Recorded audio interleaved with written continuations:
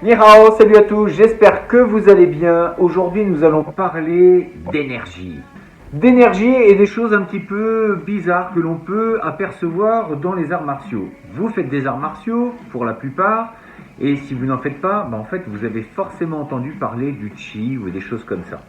Alors, le but, c'est pas de savoir si ça existe ou si ça n'existe pas. Encore une fois, là n'est pas le problème, c'est simplement de savoir à quoi ça peut servir si ça existe. De toute façon, si ça n'existe pas, il n'y a pas besoin d'en parler, on laisse ça de côté.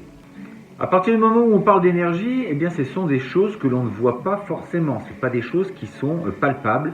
C'est quelque chose qui est assez abstrait et ça fonctionne dans notre corps, ça agit d'une certaine façon et pour certains, ça donnerait des pouvoirs extraordinaires. Alors, je vais pas revenir sur les vidéos qui sont légion où on voit des gens qui poussent d'autres personnes à distance. Je les laisse avec leurs problèmes et on se rend bien compte qu'il y a un souci parce que si ça marche sur des individus, je leur propose de le faire sur des animaux, par exemple sur un cheval ou pourquoi pas sur une voiture ou un train qui arrive sur eux. Est-ce qu'ils pourraient repousser un cheval, par exemple? Bah oui, parce que le fait de le faire sur un cheval, ça enlève le doute de la collaboration ou le fait de se dire c'est peut-être un complice. Alors là où je veux en venir, en fait, c'est pas de mettre complètement ces choses-là de côté en disant ça n'existe pas. Il y a forcément des choses qui nous sont un petit peu inconnues pour l'instant, ça nous dépasse. Et il y a des gens qui font quand même des choses assez incroyables avec leur corps, sans lancer des kamehameha, sans faire des choses dans ce genre. Mais on se rend bien compte que le corps peut accepter, par exemple, des coups. Oui, des coups. Quand vous travaillez les arts martiaux, eh bien, avec le temps, on peut supporter des coups beaucoup plus importants que ce que l'on pourrait croire.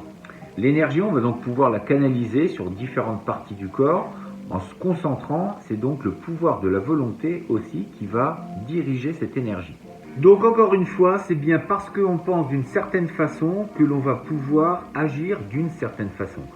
Si on pense à cette énergie, on va arriver à la canaliser sur différentes choses. Donc on va avoir l'intention qui va se prolonger dans notre mouvement, dans la façon de faire les choses.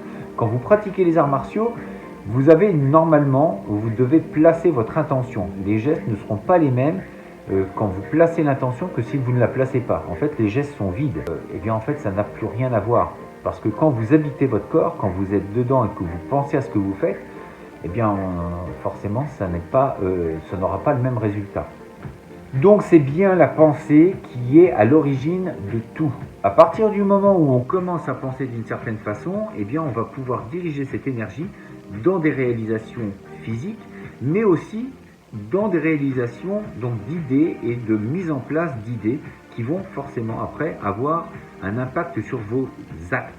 La pensée, on ne la voit pas et pourtant ça existe. C'est parce que vous pensez d'une certaine façon que cette énergie peut se mettre en action et peut se diriger là où vous avez envie qu'elle aille. Eh bien, il en est de même pour votre vie de tous les jours. Si vous commencez à avoir un schéma de pensée différent, si vous commencez donc à penser différemment, vos actes vont être influencés par cette pensée. Parce que je pense d'une certaine façon, eh bien mon énergie va avoir une nouvelle origine, une nouvelle destination, et donc tout est possible pour la suite. Je le sais, beaucoup de personnes ne voudront pas croire en ce que je dis, mais le but n'est pas de vouloir vous convaincre. Les vidéos que je fais sont là pour aider les gens, pour éventuellement leur donner d'autres pistes de réflexion et de se dire, oui, effectivement, je pratique un art martial.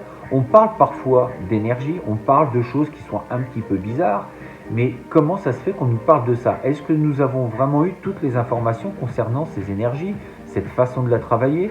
Eh bien, peut-être que non, et peut-être qu'on ne s'y est pas suffisamment intéressé. Nous avons regardé l'aspect extérieur des choses, les coups de pied, les coups de poing, les saisies, les projections, et on ne parle pas suffisamment de ce que l'on a ici.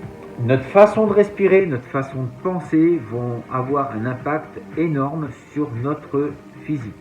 Sur le physique et puis du coup, en fait, sur notre vie. J'aimerais simplement que vous posiez cette question. Comment se fait-il que des maîtres, des grands maîtres d'arts martiaux qui ont traversé les âges ont toujours parlé un petit peu de cet esprit, du Chen, du Jing, de l'essence, de la quintessence, de l'esprit? Il y a bien quelque chose qu'ils ont voulu transmettre. Mais je pense que peut-être qu'avec le temps, on s'est un petit peu détaché de ça et on voulait du concret plutôt que de voir un petit peu des choses qui nous dépassaient. Peut-être nous ne l'avons pas bien compris, on a mis ça un petit peu de côté en se disant c'est peut-être pas si intéressant que ça, mais ce n'est pas parce qu'on ne comprend pas que c'est pas intéressant et peut-être même primordial. Si je contrôle mon mental, je peux contrôler mon énergie, je peux contrôler mon corps, je peux avoir une vie complètement différente. Ça vous paraît peut-être complètement dingue, mais je vous invite fortement à regarder des vidéos sur le développement personnel, sur des gens comme Napoleon Hill par exemple, sur des gens qui ont fait des résultats vraiment assez incroyables. Et pour toutes les personnes qui ont réussi dans leur vie, certains ne pratiquaient pas les arts martiaux, mais n'empêche qu'on retrouve énormément de principes qui y sont liés.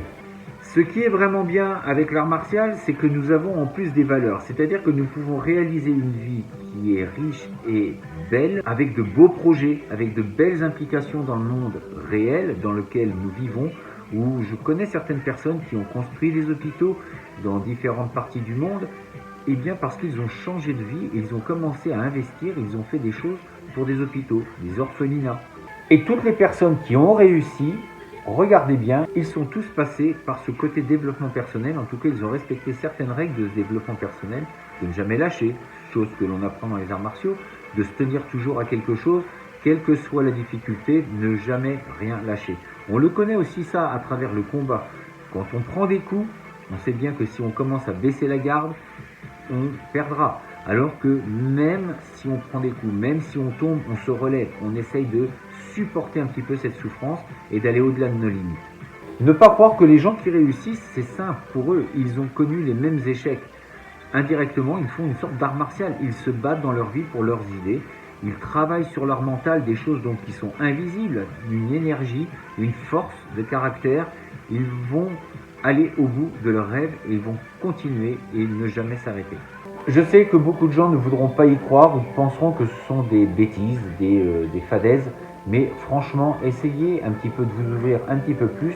Voyez la pratique martiale beaucoup plus large que ce que l'on veut bien nous montrer et que derrière tout ça, il y a beaucoup plus. Le mouvement du corps, les pieds, les poings, donner un coup de pied, donner un coup de poing, ce n'est que l'aspect premier que l'on pourrait voir et c'est la première lecture que l'on a quand on voit quelque chose.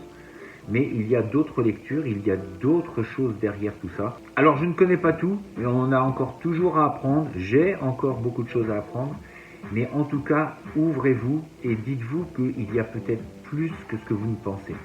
Et surtout, ce que l'on peut penser n'est pas forcément la réalité. Sur ce, je vais aller lancer quelques Kamehameha et puis voler sur mon nuage. Je vous dis à très bientôt pour une prochaine vidéo. D'ici là, restez forts, restez beaux et surtout restez bienveillants. Ça tienne!